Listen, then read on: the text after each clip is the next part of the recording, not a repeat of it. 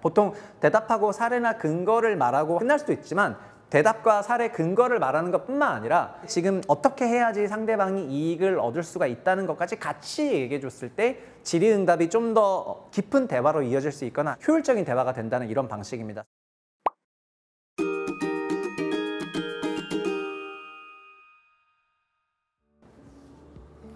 안녕하세요. 좋은 책을 다 읽고 많은 책들과 연계해서 복합적으로 소개하는 채널 채북스의 최상욱입니다.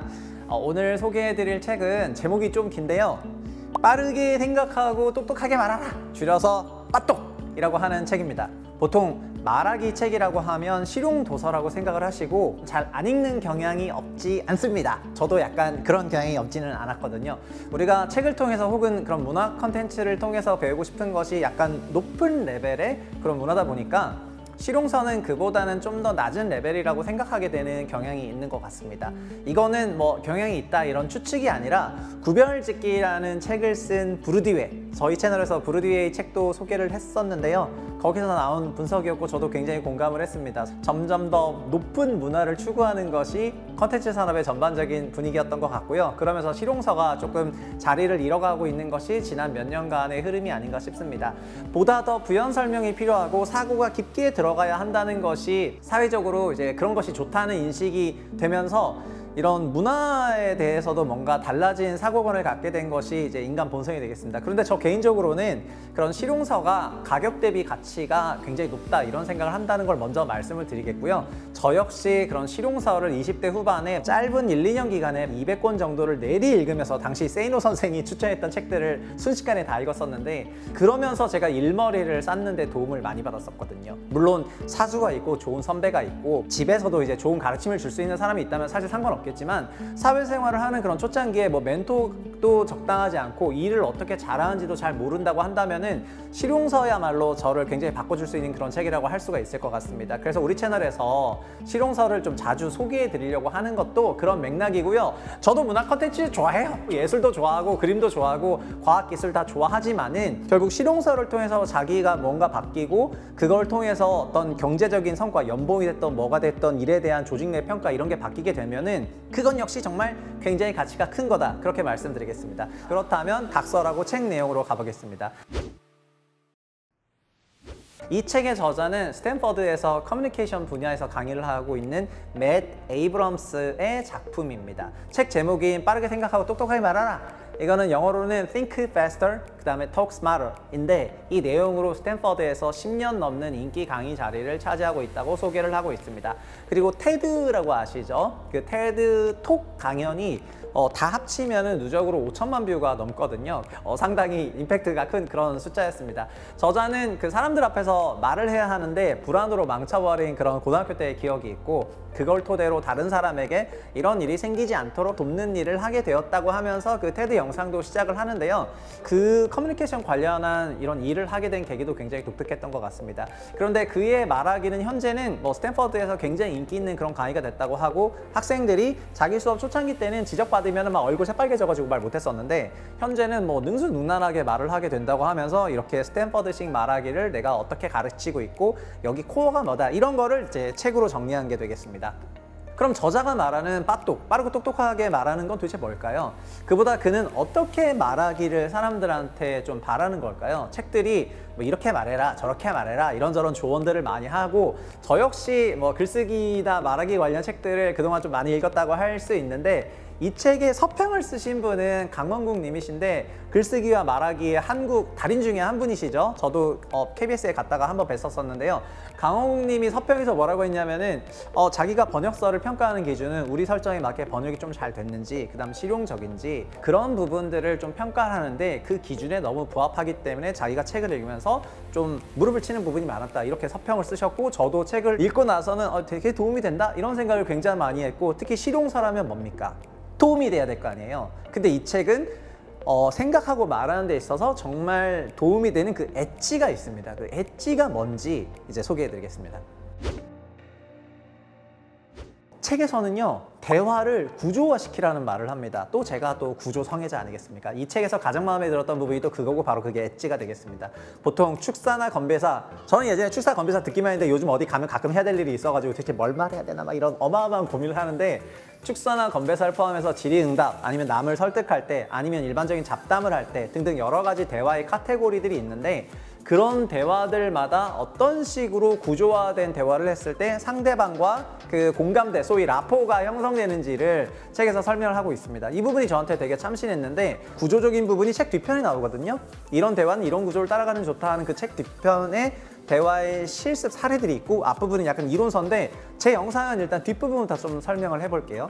전반부가 스탠퍼드식 말하기의 6가지 부분의 어떤 특징을 말하고, 뒷부분이 구조화를 말하고 있다는 건데요. 일단 구조화 부분에서 어떤 식으로 이 책이 엣지를 갖고 있는지를 들으셔야지 이거를 정말 읽어볼 만하다 아니다 판단할 수가 있을 것 같습니다. 자, 예를 들어서 우리가 설득을 해야 되는 상황이다, 이렇게 한번 해볼게요. 내가 남을 설득해야 돼요. 그 설득의 종류는 굉장히 다양한 게 있겠죠. 근데 저자는 설득에는 이런 공식을 써야 합니다.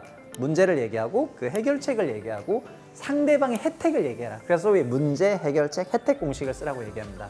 대학교 때 이삿짐을 날아보셨을까요? 저희 아픈 과거로 가서, 저는 대학교 때 이제 이삿짐을 혼자 날라야 되는 일이 있었는데, 이제 1학년 때 성적이 안 좋아가지고 그 장학금을 잘리게 되면서 이제 기숙사를 뛰쳐나가야 되는 일이 생겨가지고 이삿짐을 옮겨야 되는 일이, 나의 슬픈 과거가 있었어. 그래서 발렌타인데이 날 그 남들 다 데이트를 할 때 그 이삿짐을 혼자 옮기게 됐는데 손이 부족하죠. 그게 저희 문제예요. 그래서 친구한테 우리 이삿 좀 해야 되는데 이삿 좀 도와줄래? 그 사람이 도와주는 게 해결책이죠. 그러면 이사 끝나고 나서 내가 PC방 쏠게. 이게 바로 상대방에게 주는 나의 혜택이거든요. PC방 쏘고 중식시켜준다, 이런 겁니다. 우리가 보통 실제로 많은 경우에 이렇게 얘기하거든요. 내 문제가 뭔데? 그걸 너가 해결할 수 있어. 근데 들어주면 너가 그때 이런 혜택을 줄게. 그래서 문제, 해결책, 혜택 방식을 씁니다. 책에서는 저자의 아들이 부모를 얘기하는데요. 부모님은 저한테 제가 창의적이 되라고 말씀하셨던, 일단 문제 제기를 하고요. 근데 창의적이 되기 위해서는 기타를 사서 음악을 연주하게 되면 악보는 직접 배우고 유튜브도 보면서 연습은 집에서도 하면 될 것 같아요. 그러니까 내가 창의적이 되길 바란다면 기타를 사줘라. 그랬는데 혜택은 뭐냐? 제가 기타를 배우면은 부모님이 좋아하시는 노래를 제일 먼저 연주해서 들려드릴게요. 이렇게 얘기를 하거든요. 그래서 저자인 맷 에이브럼스가 설득해서 기타를 사주게 됩니다. 이런 방식으로 설득을 하라는 그런 대화 구조를 얘기합니다. 자, 이게 끝이 아닙니다. 질문에는 대답을 먼저 하고, 그 다음에 사례나 근거를 얘기하고, 그 다음에 그거를 듣는 상대방 이익을 얘기하라는 대답 사례 이익 공식, 이걸 쓰라고 합니다. 이게 뭐냐? 일이 어떻게 잘 되고 있어요? 이런 질문 받으면 첫째는 바로 대답해야 됩니다.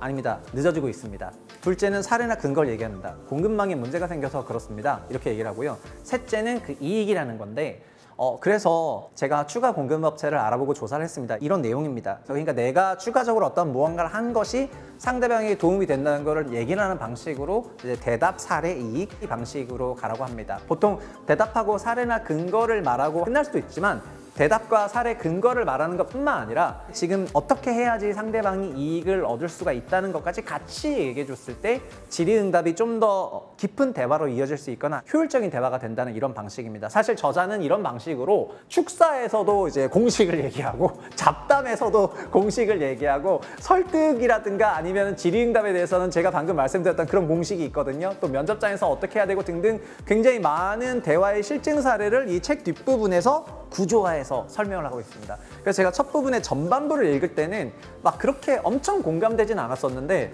후반부를 읽었을 때는 진짜 재밌고 신선하다, 그리고 실용서 같다, 이런 생각을 했고, 서평을 쓰신 강원국님 의견에 저도 강력하게 공감을 하게 됐습니다. 자, 그러면은 전반부, 빠르고 똑똑하게 말하기에 스탠퍼드식 말하기에는 어떤 특징이 있을지 지금부터 그 내용을 들어가 보겠습니다.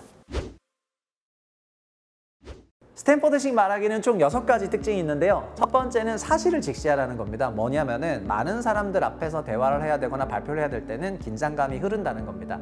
저자는 운동을 좋아하고 그 테드 영상 보면은 고등학교 때 가라데 관련 PT를 해야 되는 상태에서 강의장을 갔는데 그렇게 끌 줄 몰라서 너무 당황해가지고 시작에 좀 주도를 해야 되니까 발차기를 했는데 일반 바지를 입고 가라데 발차기를 하다가 바지가 찢어지는 이제 대참사가 일어나게 됩니다. 그래서 소위 강의장이 초토화가 되는데, 본인의 그 부끄러운 경험을 토대로 상대방이 이런 부끄러운 경험을 하지 않도록 이런 일을 하게 된 그런 계기가 된다, 이런 얘기를 하거든요. 온라인 회의를 하고 있는데 인터넷 연결 오류, 뭐 어디 접속해야 될 비밀번호가 틀리거나 이런 일들이 생기게 되면은 굉장히 당황할 수밖에 없는데, 이렇게 긴장이라는 건 사람을 경색시키고 이제 소위 프리징, 동결시키게 되는데, 마이클 베이라는 아주 유명한 소위 폭파 전문 감독이 있죠. 그 마이클 베이 감독이 자기 영화를 설명하는 자료에서 프롬프트가 멈춰가지고 이제 완전 프리징 됐던 유명한 사건이 있습니다. 그래서 그런 사건을 얘기하면서 정말 유명하고 자기가 관리 감독 다 했던 사람조차도 예상하지 못한 환경 속에서는 갑자기 경색되고 동결된다. 그래서 경색이랑 동결이 있을 수 있다는 거를